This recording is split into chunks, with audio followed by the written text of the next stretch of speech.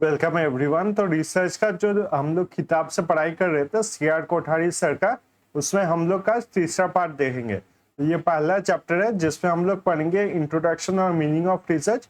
तो इसका ही हम लोग तीसरा पार्ट देखेंगे। अगर आपको लेक्चर का पीडीएफ डाउनलोड करना है तो हमारे टेलीग्राम चैनल इम्पैक्टिका क्लासेस में आप ज्वाइन हो सकते हैं। वहाँ पर मैं पीडीएफ जो है अपलोड कर दूंगा आफ्टर द लेक्चर, और वहीं से आप फ्री में डाउनलोड कर सकते हैं। इसमें अगर देखा जाए कि कौन कौन से टॉपिक्स हम लोग पढ़ेंगे, तो पहला जो टॉपिक हम लोग कंप्लीट करेंगे वो है आपका स्टेप्स ऑफ रिसर्च। इसमें आपको एक ओवरऑल आइडिया मिलेगा कि कौन कौन से स्टेप्स हम लोग को फॉलो करना चाहिए ताकि रिसर्च सही तरीके से किया जा सके। उसके बाद हम लोग डिटेल्स में कुछ स्टेप्स को पढ़ेंगे, जैसे पहला है research problem, literature review, hypothesis, research design और सैम्पलिंग टेक्निक। तो ये सब आपके स्टेप्स ऑफ रिसर्च है। तो पहले कुछ स्टेप्स ऑफ रिसर्च हम लोग आज डिटेल्स में पढ़ेंगे और कल बाकी जितने स्टेप्स रह जाएंगे उनको कंप्लीट करेंगे। तो सबसे पहले हम लोग क्या पढ़ेंगे? Steps of research. Steps of research. तो स्टेप्स ऑफ रिसर्च से क्या मतलब है कि रिसर्च को एक सीक्वेंस वाइज और कुछ स्टेप्स को देख के करना चाहिए ताकि हमारा जो रिसर्च है वो सही तरीके से हो पाए, और फिर हायर अथॉरिटी पे जब हम हायर एजुकेशनल बोर्ड्स पे रिसर्च को प्रेजेंट करते हैं वहां पर एक्सेप्ट हो पाए। तो पहला अगर स्टेप देखा जाए तो पहला स्टेप क्या है? तो ये है आपका रिसर्च प्रॉब्लम।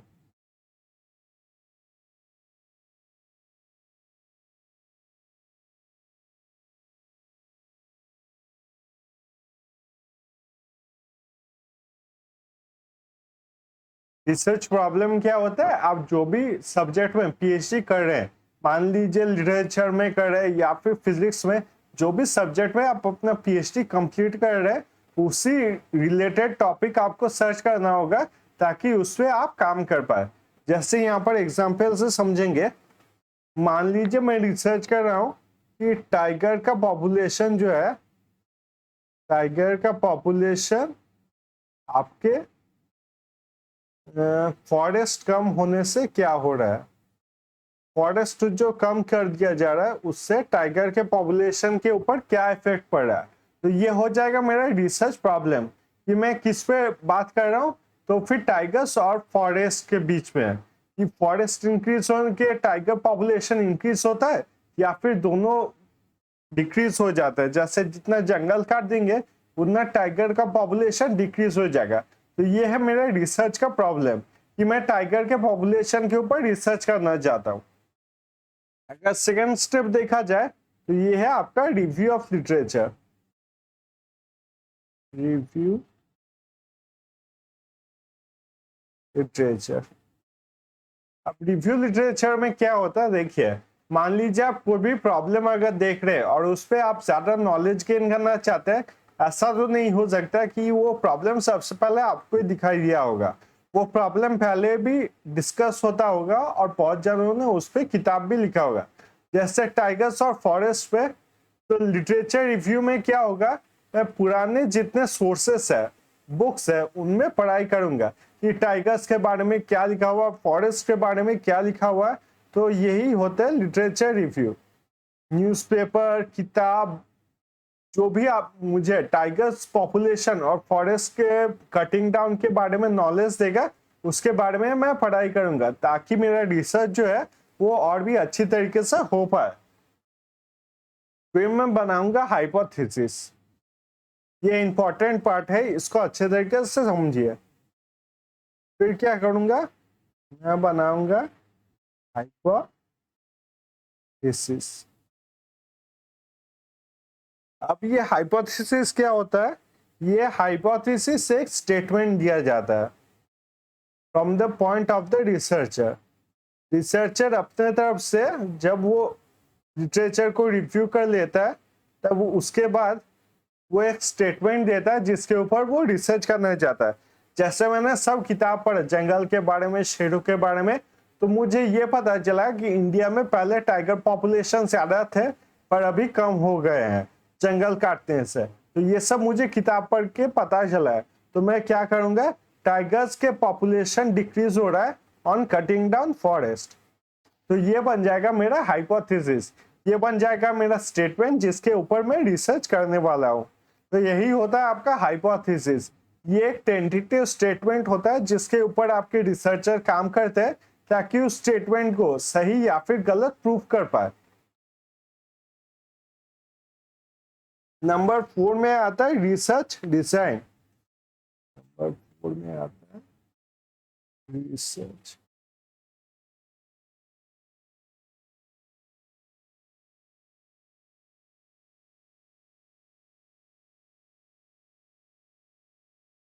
आप सबसे पहले तो एकदम माइंड क्लियर कर लीजिए, रिसर्च डिजाइन है, आपको पूरा समझने की जरूरत नहीं है, सिर्फ आप इस वर्ड को समझिए डिजाइन। डिजाइन का मतलब क्या होता है? मैं अगर आपको बताऊं कि आपको अपना घर डिजाइन करना होगा या फिर आपको घर में जो रंगोली है, घर के सामने जो रंगोली बनाया जाएगा उसको डिजाइन करना होगा। तो डिजाइन का मतलब क्या है? आपको डेकोरेट करना होगा। आप सबसे पहले क्या करोगे, उसके बाद क्या करोगे? तो वही होता है रिसर्च डिजाइन, जहां पर हम लोग अरेंज करते हैं कि हम लोग को क्या काम करना है और क्या काम नहीं करना है। तो यहाँ पर देखिए हम लोग रिसर्च डिजाइन में क्या करेंगे, जंगल और फॉरेस्ट के बारे में हम लोग रिसर्च कर रहे हैं। तो हम लोग फॉरेस्ट के जो ऑफिसर्स है उनसे बात कर सकते हैं, उनसे सबसे पहले बात करेंगे। फिर जितने लोकल्स है उनसे बात करेंगे कि टाइगर्स का पॉपुलेशन डिक्रीज हुआ है कि नहीं। फिर टाइगर्स का जितना पॉपुलेशन है वो कैलकुलेट करेंगे। फिर फॉरेस्ट क्यों काटा जा रहा है, डैम के वजह से या फिर जो लोकल लोग हैं वो सब अपने यूज के वजह से काट रहे हैं, ये सब देखेंगे। तो रिसर्च डिजाइन क्या होता है, आप कोई भी काम जो करोगे वो किस तरीके से करोगे, कैसे उसे अरेंज करोगे, उसे कहा जाता है आपका रिसर्च डिजाइन। इसके बाद नंबर 5 पे आता है। तो नंबर 5 में क्या है, कलेक्ट डाटा। कलेक्ट डाटा, तो ये कलेक्ट डाटा वही हो गया कि आप जितने इंफॉर्मेशन है उसको कलेक्ट करोगे। जैसे यहाँ पर हम लोग ने रिसर्च डिजाइन में क्या देखा, पहले ऑफिसर्स से बात करेंगे। ऑफिसर्स ने जो भी हम लोग को इंफॉर्मेशन दिया उसको डाटा वाइज अरेंज करके लिखेंगे। लोकल लोग क्या बोल रहे हैं, पॉपुलेशन टाइगर्स का इंक्रीज हो रहा है या फिर डिक्रीज हो रहा है, ये सब डाटा हम लोग को कलेक्ट करना होगा। तो वही है आपका कलेक्ट डाटा। नंबर 6 में क्या है, 6 एनालाइज डाटा।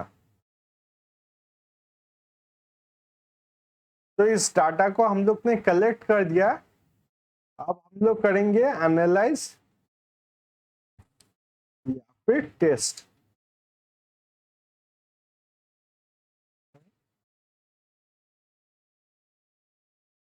अब हम लोग ने जब डाटा को कलेक्ट कर लिया, इसके बाद हम लोग को टेस्टिंग करना पड़ता है।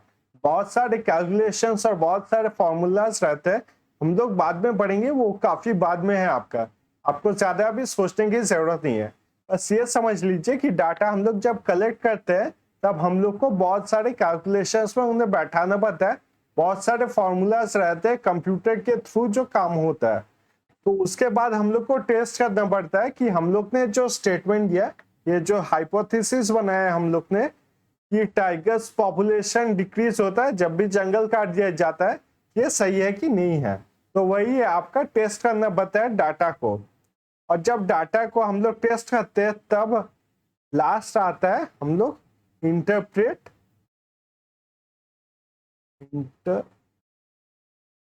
इंटरप्रेट और रिपोर्ट करता है। तो हम लोग ने सारे जो टेस्ट है वो सब टेस्ट रन कर लिया। अब टेस्ट रन करने के बाद हम लोग को जो कैलकुलेशंस है वो सब मिल गया है और हम लोग को रिजल्ट पता है। फिर ये रिजल्ट जो है एक अरेंजमेंट करके देना पड़ता है। जैसे आप लोग देंगे कि मैंने ये पॉपुलेशन जो है, ये पॉपुलेशन कलेक्ट किया है, तभी यहाँ पर आप लोग अरेंज करके लिखेंगे population of tigers. Population of tigers जो था वो आपके 2000 में था 10 और 2003 में हो गया वो 5। तो इससे आपको क्या पता चला है कि टाइगर्स का जो पॉपुलेशन है वो आपका डिक्रीज हो रहा है। तो इसको आपको अरेंज करके रिपोर्ट को प्रेजेंट करना पड़ता है, क्योंकि जो आपका रिपोर्ट देखेंगे वो इन इंफॉर्मेशन के बारे में पहले से नहीं जान सकते कि कौन से गांव में आप रिसर्च कर रहे हैं, वहां के गांव के ऑफिसर्स या लोगों ने क्या बताया है। तो सब कुछ आपको डाटा वाइज प्रेजेंट करना पड़ता है एक सही तरीके से, कि मैंने ये पॉपुलेशन को गैदर किया था, पॉपुलेशन का आइडिया है मुझे कि ये 2000 में कितने टाइगर्स है 10, 2003 में कितने टाइगर्स है 5। तो टाइगर्स का पॉपुलेशन, इससे पता चल रहा है कि टाइगर्स का पॉपुलेशन जो है वो डिक्रीज हो रहा है। अब ये क्यों डिक्रीज हो रहा है? टाइगर्स का पॉपुलेशन डिक्रीज हो रहा है क्योंकि हम लोग फॉरेस्ट को डिक्रीज कर रहे हैं। ये सब आपको सही तरीके से दिखाना पड़ता है और रिपोर्ट को प्रेजेंट करना पड़ता है, तभी जाके आपका जो पूरा पीएचडी है उसे पास किया जाता है। तो ये होते हैं आपके स्टेप्स ऑफ रिसर्च, कि हम लोग को कौन कौन सा स्टेप जो है वो सब फॉलो करना पड़ता है। अभी हम लोग एक एक जो स्टेप है उसे डिटेल में समझेंगे। तो सबसे पहला है आपका रिसर्च प्रॉब्लम। सबसे पहला है आपका रिसर्च प्रॉब्लम। तो रिसर्च प्रॉब्लम क्या है? रिसर्च प्रॉब्लम वही है कि आपके सब्जेक्ट मैटर जिस पे भी आप पीएचडी कर रहे हैं, जो जिस भी सब्जेक्ट पे आप पीएचडी कर रहे हैं उससे रिलेटेड टॉपिक में आप रिसर्च करते हो, तो उसे कहा जाता है रिसर्च प्रॉब्लम। जैसे टाइगर्स का पॉपुलेशन क्यों डिक्रीज हो रहा है, तो उस पर आप जब रिसर्च करोगे, आप अपना पीएचडी प्रेजेंट करोगे और आपको वहां पर डॉक्टरेट दिया जाएगा। तो रिसर्च प्रॉब्लम वही होता है कि आप उसके बारे में डिटेल्स में बताते हो। रिसर्च प्रॉब्लम में दो चीजें जो है वो मेन होती है। पहला होता है आप अंडरस्टैंड करते हो, अंडरस्टैंड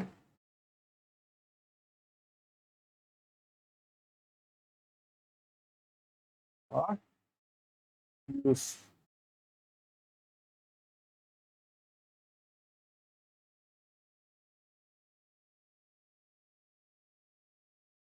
जैसे देखिए हम लोग ने एग्जाम्पल क्या लिया कि टाइगर्स के पॉपुलेशन जो है, जितने भी टाइगर के पॉपुलेशन है वो सब आपके डिक्रीज हो रहा है जब फॉरेस्ट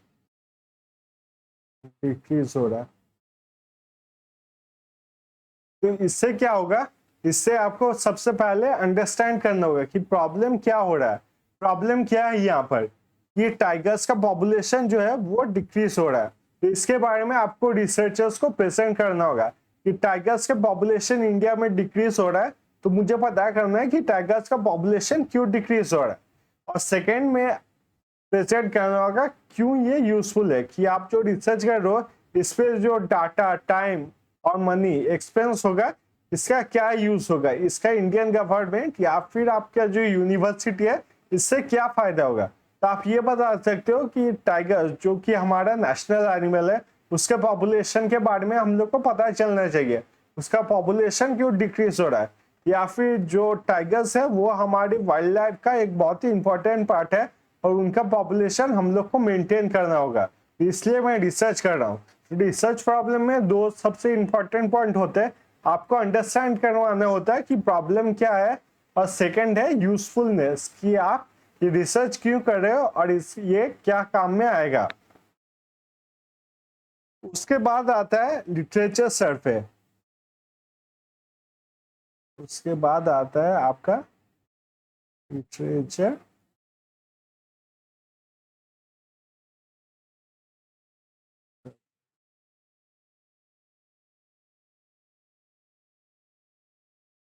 लिटरेचर सर्वे।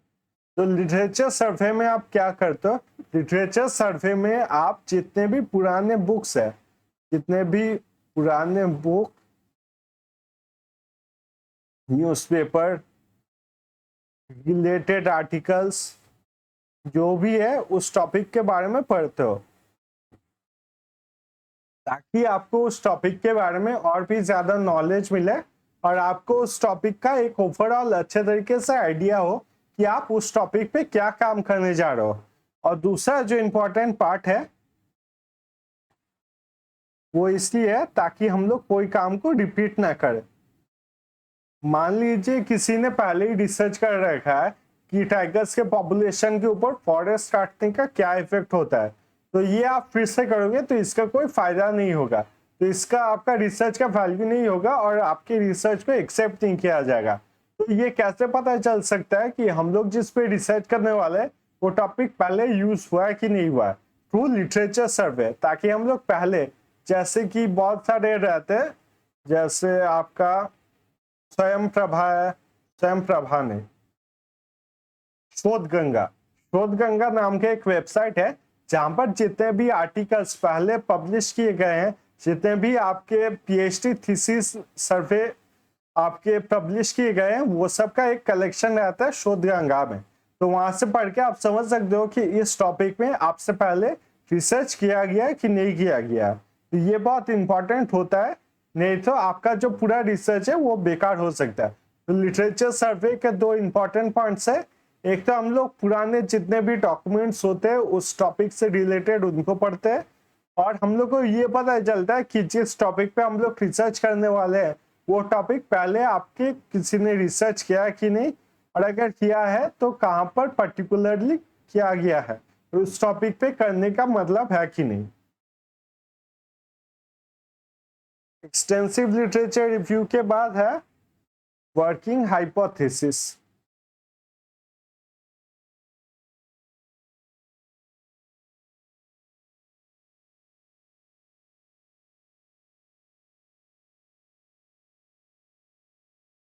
तो हाइपोथेसिस का मतलब क्या है? हाइपोथेसिस का मतलब होता है एक स्टेटमेंट। जब researcher through the literature review कोई एक स्टेटमेंट प्रेजेंट करता है उसे कहा जाता है आपका हाइपोथेसिस। अब बहुत बहुत ध्यान से समझिए, वेरी वेरी इंपॉर्टेंट। हाइपोथेसिस जो होता है वो आपके दो टाइप के होते हैं, एक होता है आपका H0 और एक होता है आपका H1। H0 जो है उसे कहा जाता है आपका नल हाइपोथेसिस, और H1 जो है उसे कहा जाता है आपका अल्टरनेट हाइपोथेसिस।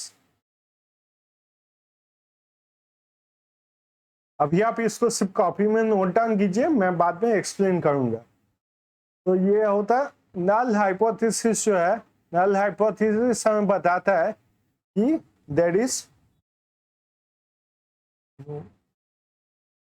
चेंज।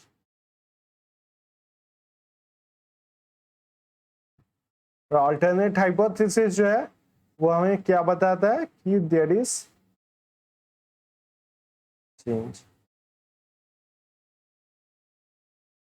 चलिए आप लोग एक मिनट ये नोट डाउन कर लीजिए अच्छी तरीके से।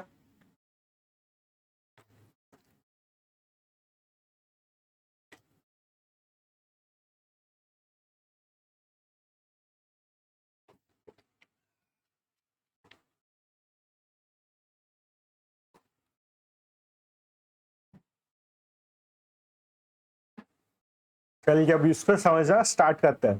तो हाइपोथेसिस क्या होता है?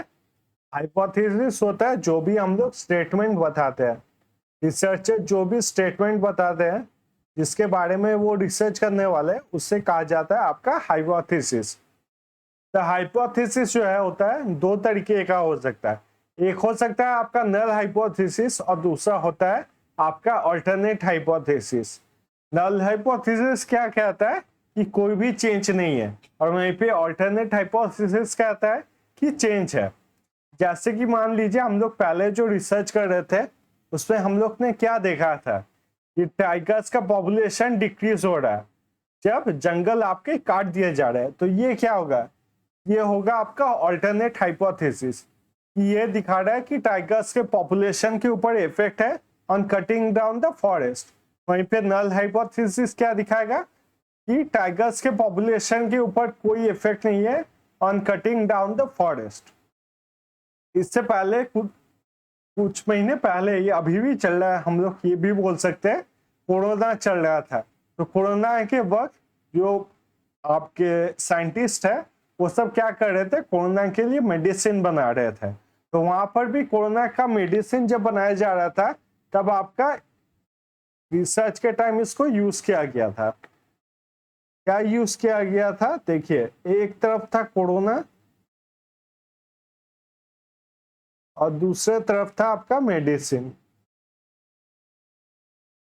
तो हम लोग जब भी मेडिसिन डेवलप कर रहे थे तब क्या देखा जा रहा था कि जितने भी साइंटिस्ट है वो क्या बता रहे थे, वो अपना ऑल्टरनेट हाइपोथेसिस प्रोवाइड कर रहे थे कि कोरोना डिक्रीज होगा ऑन कंज्यूमिंग द मेडिसिन, कि जैसे इंसान मेडिसिन खाएंगे कोरोना डिक्रीज होगा।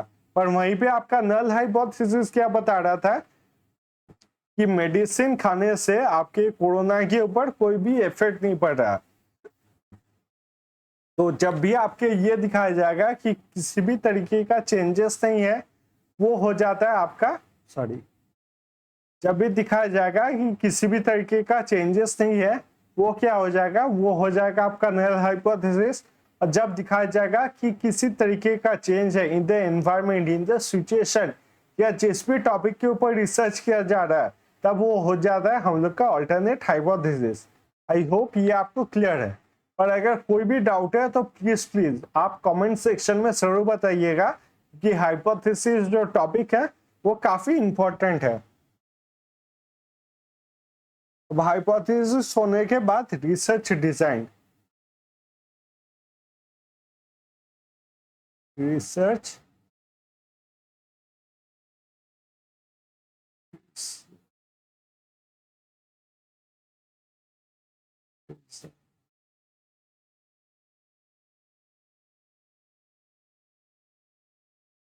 रिसर्च डिजाइन, तो ये क्या होता है?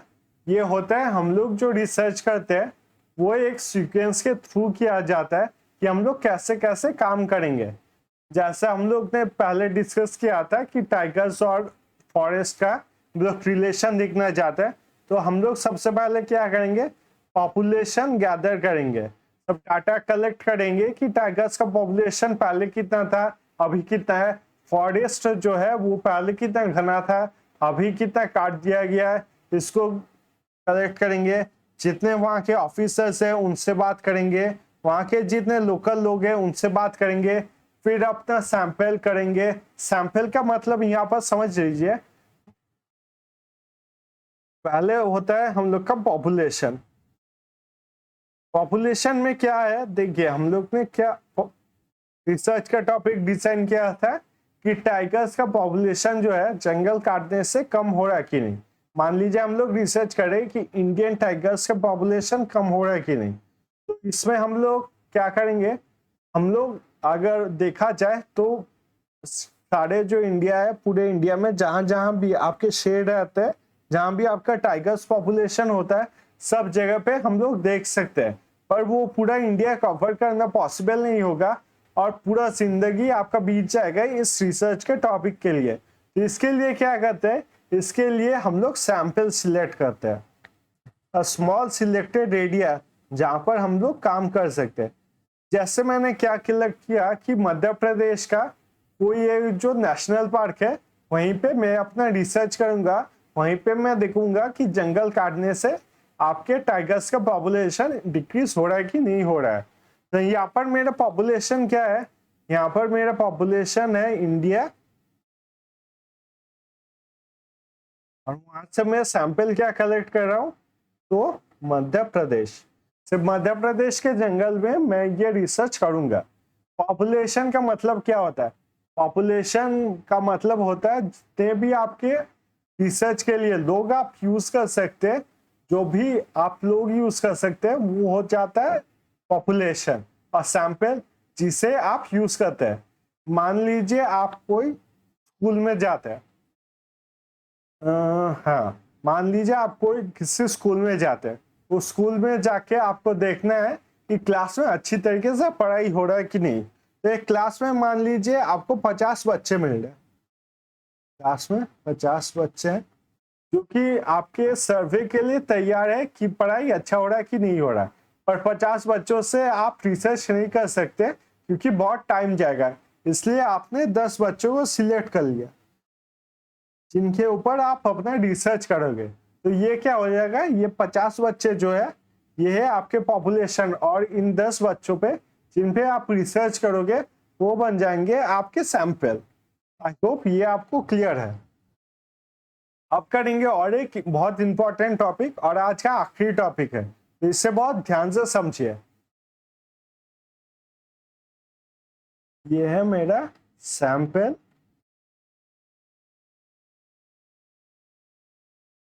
डिजाइन।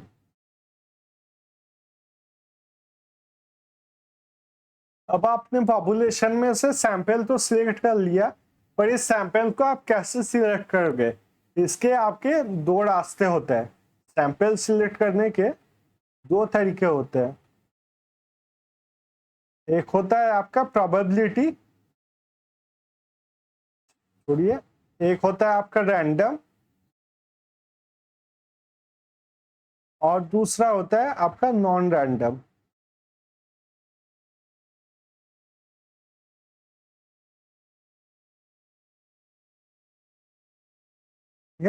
सैंपल जब आप कलेक्ट करते हो तब आप दो तरीके से कर सकते हो। एक रैंडमली आपने सिलेक्ट कर लिया, एक नॉन रैंडम तरीके से, मतलब सिलेक्टेड एरियाज को आपने सिलेक्ट किया। जैसे कि पहले के एग्जांपल देखते हैं, 50 बच्चों में से आपने 10 बच्चों को सिलेक्ट किया।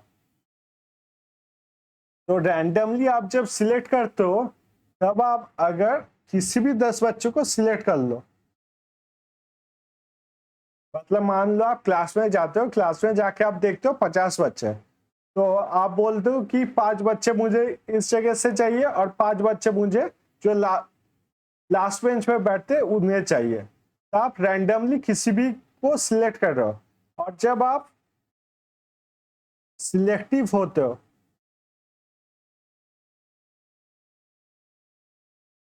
तब उसे कहा जाता है नॉन रैंडम। मान लीजिए आप क्लास में जाते हो और 50 बच्चों को देखते हो, उन 50 बच्चों को देखने के बाद आप बोलते हो जो 10 बच्चे क्लास में टॉप करते हैं, मतलब जो टॉप 10 रैंकर्स है, उन्हीं पे आप रिसर्च करना चाहते हो। तो ये क्या हो जाता है, ये हो जाता है आपका नॉन रैंडम तरीका, कि आप खुद से सिलेक्ट कर रहे हो। आप कुछ रैंडम और नॉन रैंडम प्रोबेबिलिटी के बारे में देखेंगे, कुछ एग्जाम्पल्स है और टाइप्स है, उनके बारे में देखेंगे। तो पहले हम लोग पढ़ेंगे प्रोबेबिलिटी।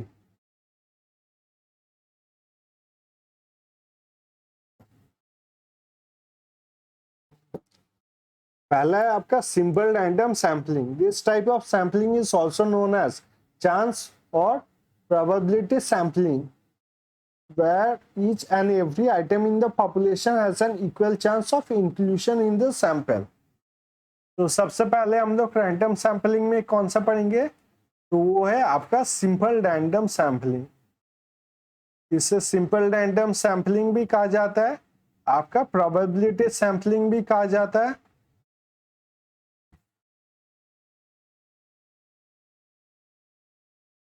और चांस।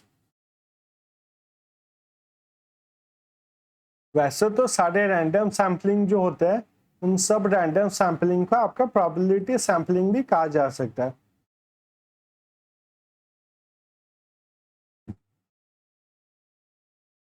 तो ये क्या होता है, simple random sampling. Simple random sampling सबसे आपका इजी टाइप का होता है, जिसमें आप मान लीजिए क्लास में जाते हैं, 50 बच्चे हैं क्लास में, उनमें से आप किसी भी 10 बच्चों को सिलेक्ट कर लेते हो। तो ये क्या हो जाता है, आपका simple random sampling. Simple, probability, chance, बहुत सारे नाम है, पर ज्यादातर आपको सिंपल रैंडम सैम्पलिंग दिया जाता है। तो उसमें क्या होता है, आप 50 बच्चे जो है क्लास में, उनमें से किसी भी 10 बच्चों को सिलेक्ट करते हो, तो ये हो जाता है आपका simple random sampling.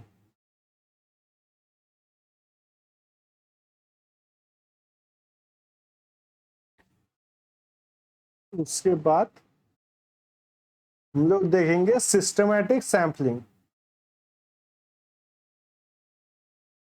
Systematic sampling, तो ये सिस्टमैटिक सैम्पलिंग जो है, इसे बहुत सारे टाइम सिस्टमैटिक रैंडम सैम्पलिंग भी कहा जाता है। तो ये दोनों चीजें सेम है। इसमें क्या होता है, सिस्टमैटिक सैम्पलिंग में मान लीजिए आप क्लास में जाते हो तो क्लास में आपको 50 बच्चे दिखते हैं, तो आप डिसाइड करते हो कि जिसका भी रोल नंबर आपका 5 से डिवाइडेड होगा, उन सब बच्चों को आप सिलेक्ट करोगे। तो आप किनको सिलेक्ट करते हो? तो 5, 10, 15 ऐसे करके रोल नंबर 50 तक सिलेक्ट करते हो, तो आपके 10 बच्चे ऐसे सैम्पलिंग में सिलेक्ट हो जाता है। इसे कहा जाता है आपका सिस्टमैटिक सैम्पलिंग। जब आप सिस्टम के थ्रू एक पर्टिकुलर सिस्टम, जैसे आप इवन नंबर के सारे बच्चों को सिलेक्ट करोगे, या फिर क्लास में जो भी बच्चा का रोल नंबर इवन नंबर होगा उनको सिलेक्ट करोगे, तो वो क्या हो जाता है? आपके सिस्टमैटिक रैंडम सैम्पलिंग।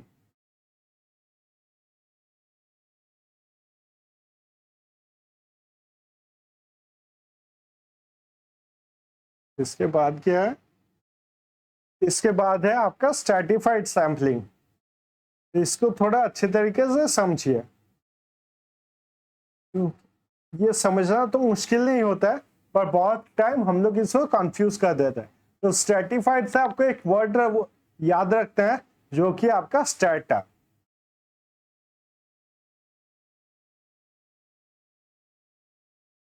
स्ट्रैटा का मतलब क्या होता है? जब इक्वल ग्रुप्स में या फिर ग्रुप्स में डिवाइड कर दिया जाता है।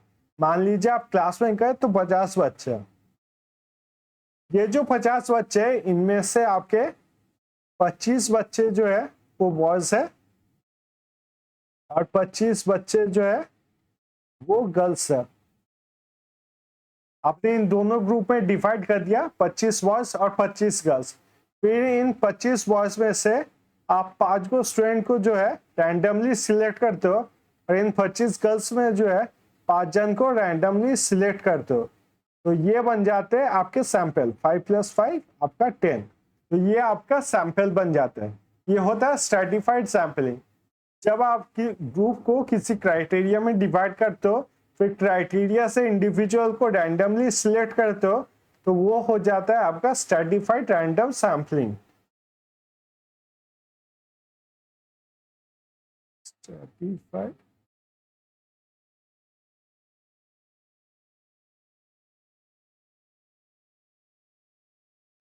Sampling.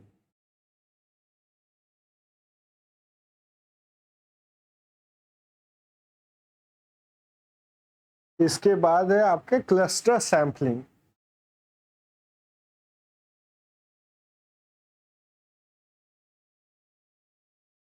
Cluster sampling, cluster sampling क्या होता है?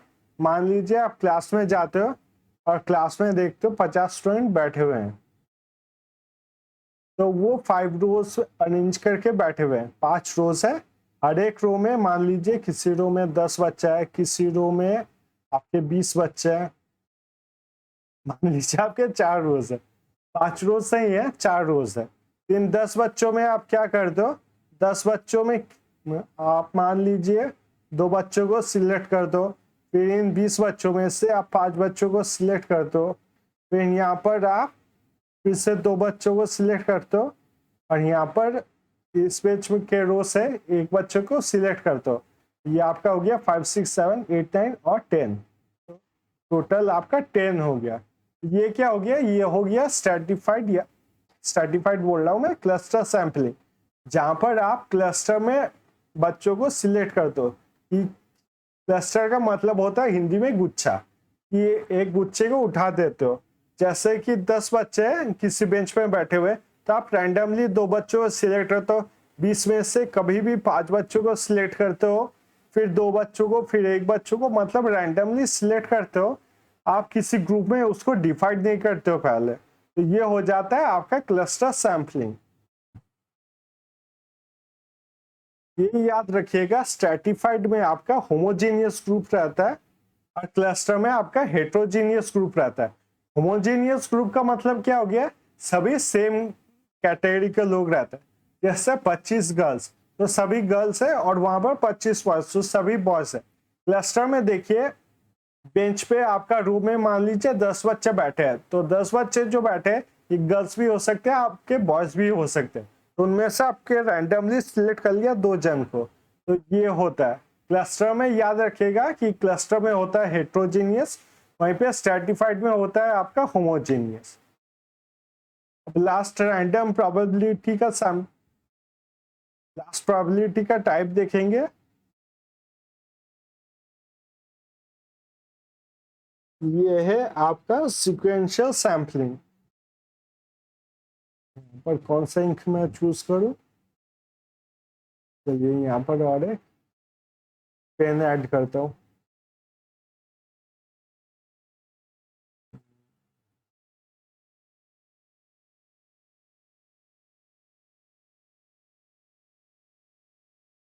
ये है आपका सीक्वेंशियल सैम्पलिंग।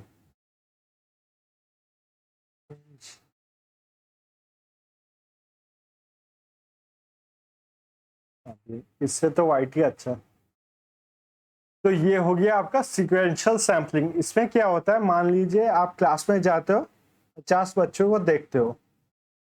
50 बच्चों में से आप ये कहते हो कि जो जो बच्चे आपके सभी सब्जेक्ट में पास हो गए हैं वही मेरे सैंपल बनेंगे। तो आपके पास 40 बच्चे होते हैं जो सभी सब्जेक्ट में पास कर गए। अब आप बोलते हो कि इन 40 बच्चों में से जो बच्चे हैं जिन्हें मार्क्स मिला 60% एंड अबव, उन्हीं को आप सिलेक्ट करोगे। तो आपके पास अभी सिर्फ 30 बच्चे बचे हुए हैं। इनमें से भी आप बोलते हो जिन्हें आपके मैथमेटिक्स में 90% मार्क्स मिला, उन्हीं को आप सिलेक्ट करोगे। तो आपके पास अब सिर्फ 20 बच्चे बचे हैं। मैथ में इन्होंने 90% मार्क्स लाया, तो आपको 20 बच्चे बचे हैं। इन 20 बच्चों में से आप रैंडमली सिलेक्ट करते हो 10 बच्चों को। तो ये हो जाता है आपका सीक्वेंशियल सैम्पलिंग। ये आप सीक्वेंस के गो थ्रू करते हो। 50 बच्चों में से पहले आपने सिलेक्ट किया 40, 40 में से 30, 30 में से 20, और फिर लास्ट में आपने 10 बच्चों को सिलेक्ट किया उसमें से। तो ये हो जाता है आपका सीक्वेंशियल सैम्पलिंग। अब हम लोग पढ़ेंगे non random sampling.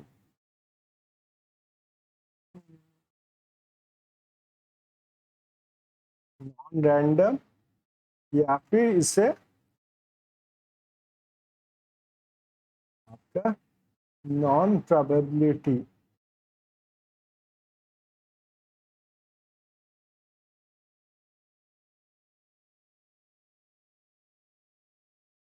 Non probability sampling भी कहा जाता है। इसमें सबसे पहले देखेंगे, सबसे पहले कौन सा टाइप है, तो वो है आपका डेलिबरेट सैम्पलिंग। सबसे पहले क्या है, तो सबसे पहले आपका डेलिबरेट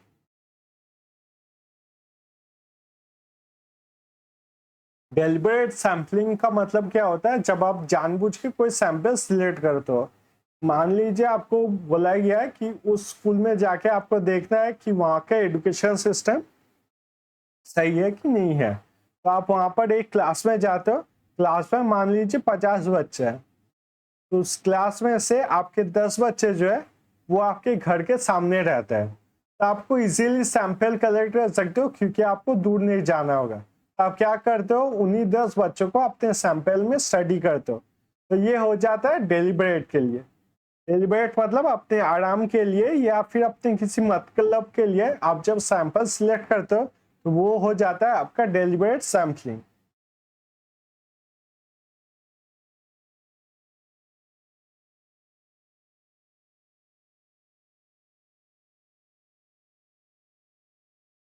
इसके बाद देखेंगे हम लोग कोटा सैम्पलिंग।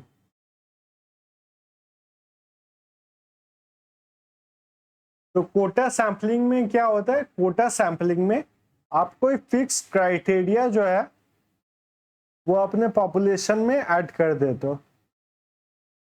जैसे कि मान लीजिए आपको 50 बच्चों के ऊपर रिसर्च करना है कि ये 50 स्टूडेंट्स जो है इनके क्लास में पढ़ाई अच्छा होता है कि बुरा होता है। तो आप क्या करते हो, कोटा से सिलेक्ट कर दो कि मैं सिर्फ उन्हीं 10 बच्चों को सिलेक्ट करूंगा जो कि आपके क्लास के टॉपर्स है। तो ये क्या हो जाएगा, ये हो जाएगा आपका कोटा सैम्पलिंग। कि आप एक कोटा या फिर क्राइटेरिया सिलेक्ट कर दे रहे हो कि जिसमें आप अपना सैंपल सिलेक्ट करोगे। तो ये हो जाता है आपका Kota sampling.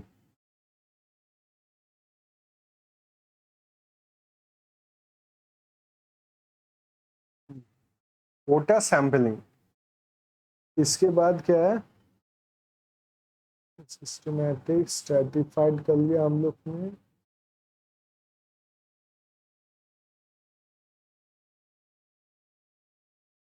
Kota cluster,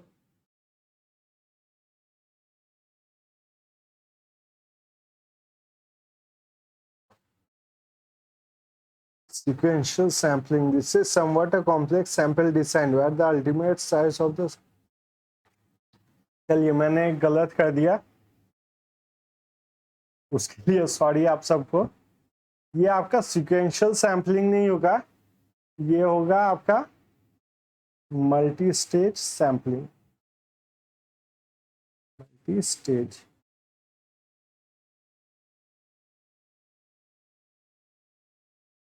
multi stage sampling क्या होता है, जैसे मैंने बताया कि 50 जो स्टूडेंट है आपको सैंपल कलेक्ट करना है, उन 50 में से आप सबसे पहले 40 बच्चों को देखोगे कि जो आपके सभी सब्जेक्ट में पास कर गए, वहां से 30 बच्चों को देखोगे जिन्होंने सब्जेक्ट में 60% लाया, और फिर 20 बच्चों को देखोगे जो मैथ में आपके 90% मार्क्स आते हैं। उन 20 बच्चों में से 10 जन को सिलेक्ट करोगे। तो ये देखिए आप मल्टी स्टेज से जा रहे हो कि बहुत सारे स्टेज में से जा रहे हो फॉर कलेक्टिंग द सैंपल, और ये हो गया आपका random sampling. Multi stage sampling जो है ये होता है आपका रैंडम सैम्पलिंग। और वहीं पे आपका जो सीक्वेंशियल होता है, कोई दूसरा इंक यूज करते हैं यहाँ पर,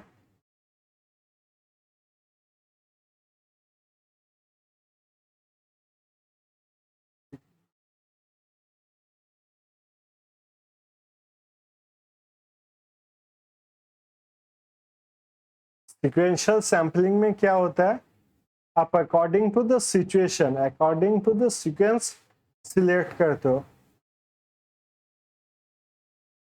जैसे मान लीजिए आपने पहले सैंपल डिसाइड किया कि आप 50 जो बच्चे हैं उनमें से 10 बच्चों को सिलेक्ट करोगे, उनके ऊपर रिसर्च करोगे, और बाद में आप डिसाइड करते हो सिर्फ 10 बच्चों में से नहीं होगा, मैं और भी 5 बच्चों को सिलेक्ट करूंगा।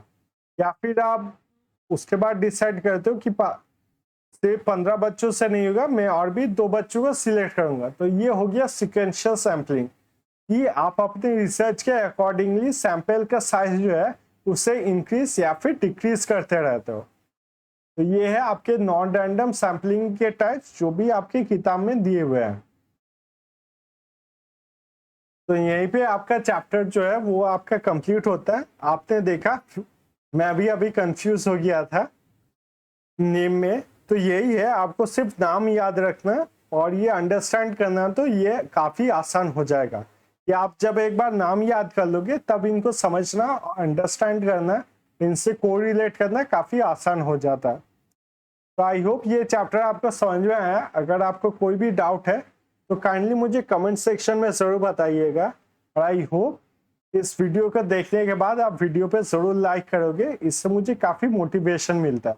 थैंक यू सो मच ये वीडियो देखने के लिए, और मिलेंगे हम लोग अगले वीडियो में।